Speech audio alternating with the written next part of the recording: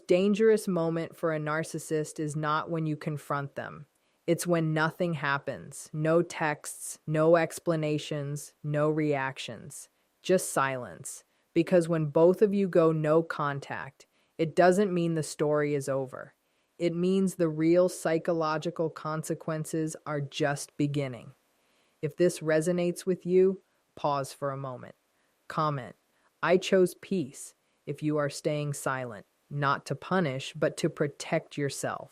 And if you're finding clarity in this space, make sure you stay connected here. When both you and a narcissist go no contact, it is often mistaken for peace, maturity, or mutual closure. But psychologically, it is none of those things. Peace implies regulation, acceptance, and emotional resolution. Mutual no contact does not create that state automatically. Instead, it creates a psychological standoff where two very different internal experiences are unfolding at the same time. On the outside, there is silence.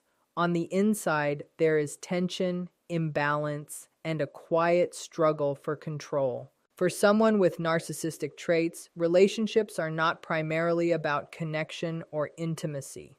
They are about positioning, influence, and emotional leverage. Contact is the mechanism through which those things are maintained. When contact stops on both sides, the narcissist does not experience it as calm or neutrality.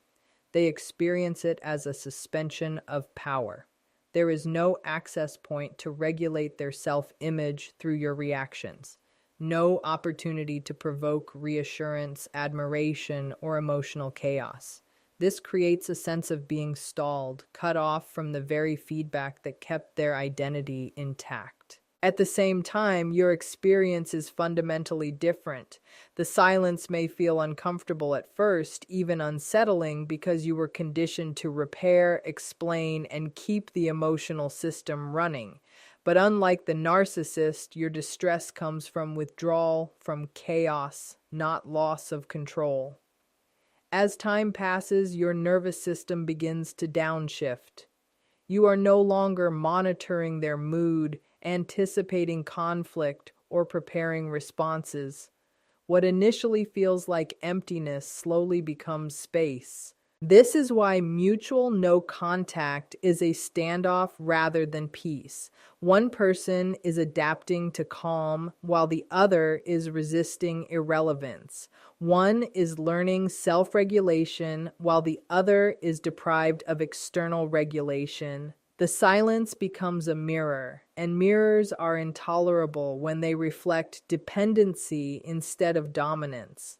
Nothing dramatic appears to be happening, yet internally the balance of power is changing because the relationship no longer moves on demand, no longer responds to pressure, and no longer confirms importance on command. When silence enters the dynamic, the narcissist's most essential resource is cut off, and that resource is not love, not intimacy, and not even conflict, but reaction and access. Reaction is how they measure relevance. Access is how they maintain control. Without these two elements, the entire structure they rely on begins to weaken. Because narcissistic regulation depends on external input. They do not soothe themselves internally. They stabilize through impact on others. Every message you send, every explanation you offer, every emotional response you give provides data. It tells them they still matter, still affect you, still occupy space in your mind. Even negative reactions serve this purpose. Anger, tears, frustration, long paragraphs defending yourself all communicate the same thing. You are still engaged. Silence interrupts that communication completely. When both of you go no contact, the narcissist is not simply deprived of you as a person. They are deprived of evidence. Evidence that they are powerful. Evidence that they are influential. Evidence that they can still pull emotional strings. This deprivation creates a psychological vacuum. There is nothing to push against, nothing to manipulate, nothing to harvest emotionally. Access is just as important as reaction. Access allows timing, intrusion, and unpredictability. It allows them to enter your emotional space whenever they choose. When access is removed, they lose the ability to regulate their own internal state through you. This often results in agitation, restlessness, or obsessive thinking because the external regulator is gone. Your silence, in contrast, begins to function as a boundary rather than a strategy. You are no longer feeding the cycle, not because you are trying to punish, but because you are no longer available for extraction. The emotional labor stops. The over-explaining stops. The reflex to respond dissolves slowly. This is why silence feels unbearable to them and stabilizing to you. You are returning to yourself. They are left alone with an identity that depended on constant confirmation. Without reaction and access, they are forced to sit with uncertainty, and uncertainty threatens the illusion of control they worked so hard to maintain. When control collapses, it does not disappear quietly. It turns inward. A narcissist's sense of stability is built on the belief that they can influence outcomes, shape perceptions, and provoke responses when they choose. Mutual no contact removes the stage where that control was performed. Without interaction, there is no way to test power, no opportunity to correct the narrative in real time, and no audience to affirm their importance. At first, they rely on memory. They replay past interactions, reminding themselves of moments when they had the upper hand. This mental replay acts as a temporary substitute for real control. But memories do not respond. They do not reassure. They do not react. And over time, this becomes frustrating rather than comforting. As silence continues, a deeper problem emerges. Control requires confirmation. If no one is responding, the narcissist cannot be sure they still matter in the way they believe they do. This uncertainty creates internal tension. They may feel irritated, restless, or preoccupied without fully understanding why. The external calm hides an internal struggle to reassert dominance without access. For you, the collapse of control feels very different. What falls away is not power, but pressure. You are no longer performing emotional labor, no longer adjusting yourself to keep the peace, no longer walking on invisible lines.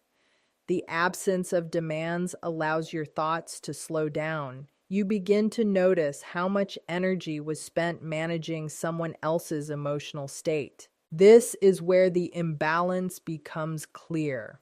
The narcissist experiences the loss of control as destabilizing because it threatens their self-concept. You experience it as relief because it restores autonomy. The silence does not harm you. It removes interference. What looks like mutual withdrawal is actually a silent transfer of power. Control no longer moves the relationship because there is no relationship to move. The system that once depended on your responsiveness stops functioning, and without effort or confrontation, the dynamic dismantles itself from the inside.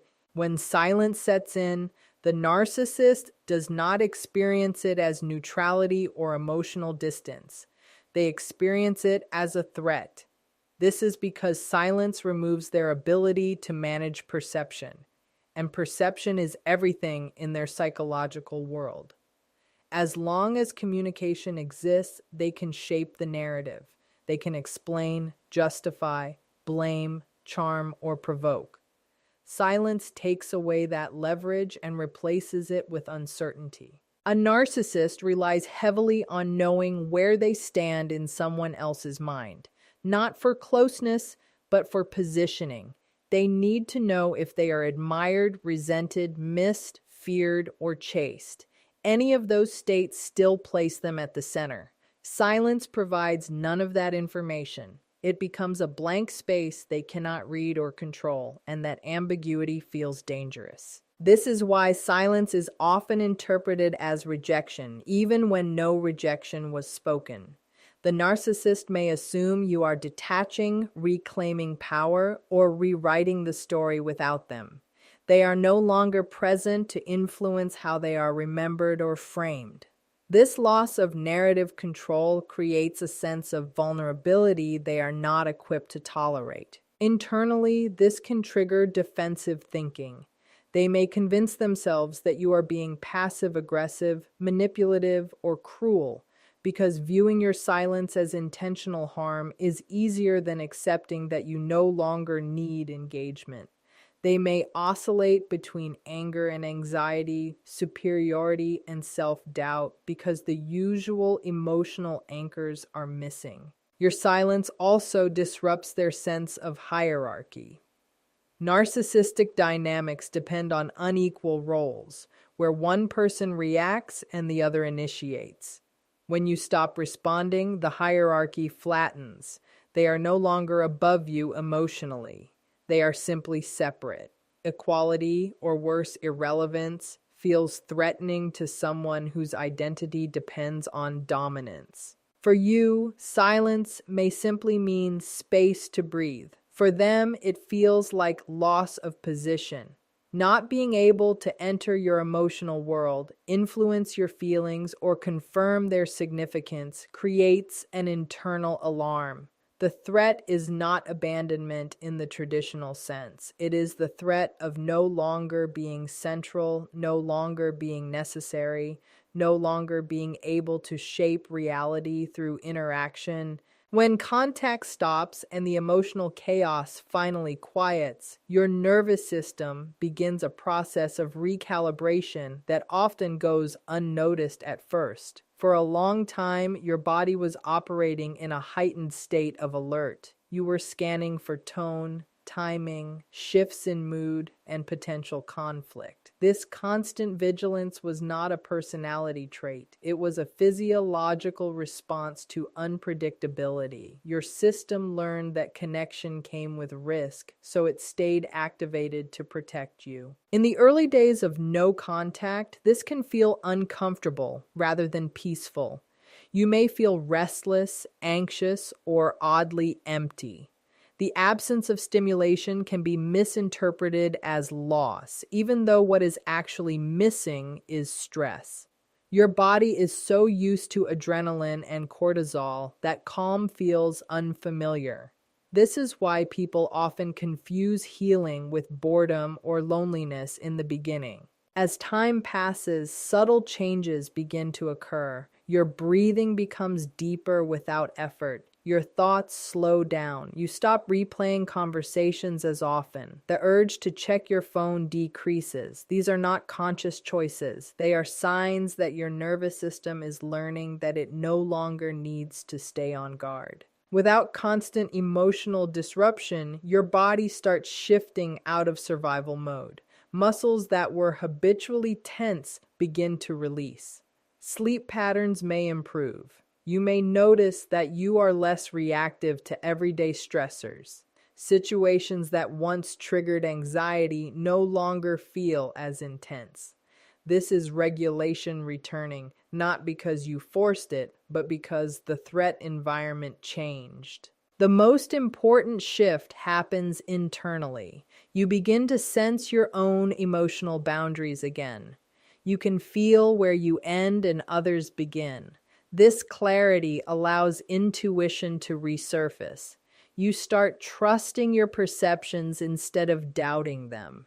The internal noise that once drowned out your needs begins to fade. This recalibration does not happen all at once. It unfolds in layers. Some days feel calm, others feel heavy. But even on difficult days, your system is no longer bracing for impact. It is learning safety through consistency, through quiet, through the absence of emotional intrusion, through not having to perform, explain, or anticipate, through existing without being pulled in multiple directions, through resting in a state that once felt impossible. What appears on the surface as nothing happening is often the most misleading part of mutual no contact. There are no messages, no confrontations, no visible reactions, so it can feel as though the situation is frozen or unresolved. But psychologically, this is the phase where the most significant internal changes are taking place.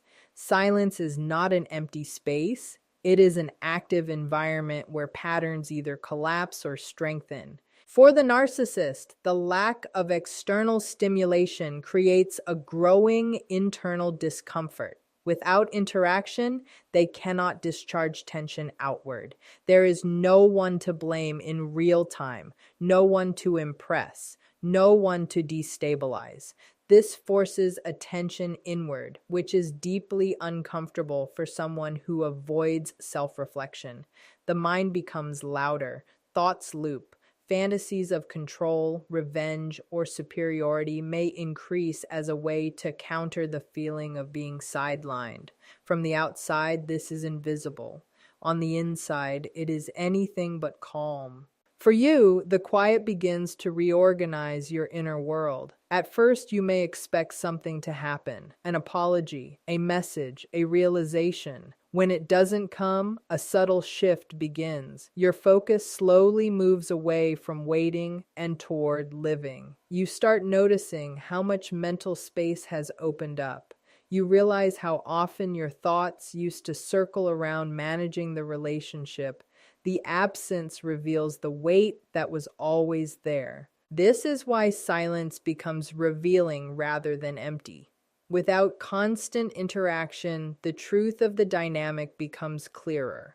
You see that connection was maintained through effort, vigilance, and emotional labor. You see how little reciprocity existed. You see how much you adapted while the other person remained unchanged.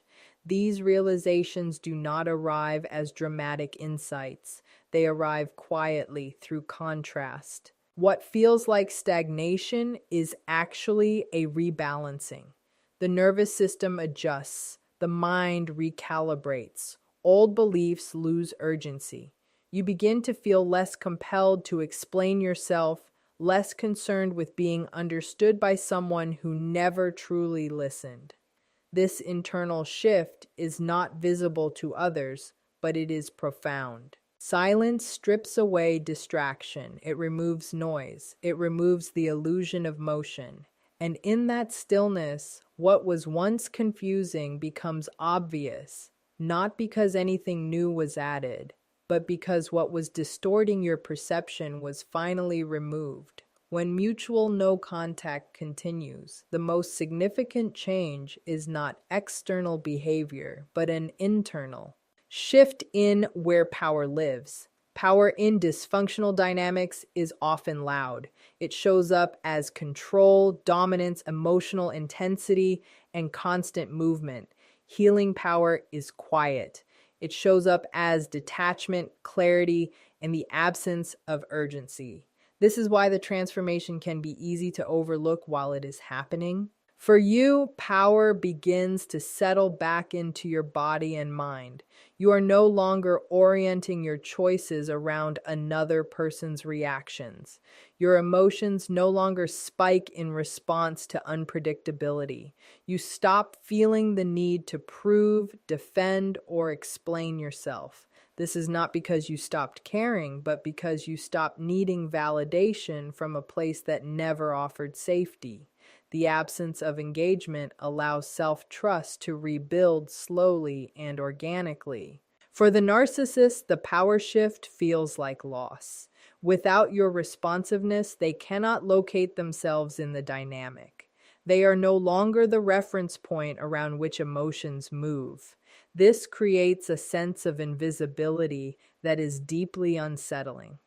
Not being able to influence, interrupt, or provoke you means they are no longer central. Their importance is no longer confirmed through impact. This difference creates a widening gap. You move toward internal stability. They remain dependent on external confirmation. You gain flexibility, emotional range, and perspective.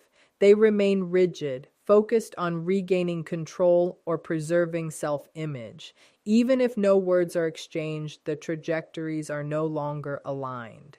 What makes this shift lasting is that it does not rely on willpower. It relies on environment. The absence of chaos allows your system to reorganize. You begin to recognize peace not as emptiness, but as capacity. Capacity to think clearly, capacity to choose, capacity to be present without bracing. The silence becomes a boundary that does not need enforcement. There is nothing to argue, nothing to explain, nothing to negotiate. The dynamic loses momentum because it no longer has fuel. And in that quiet, something irreversible happens. You realize that power was never taken from you. It was handed over slowly through engagement. When engagement ends,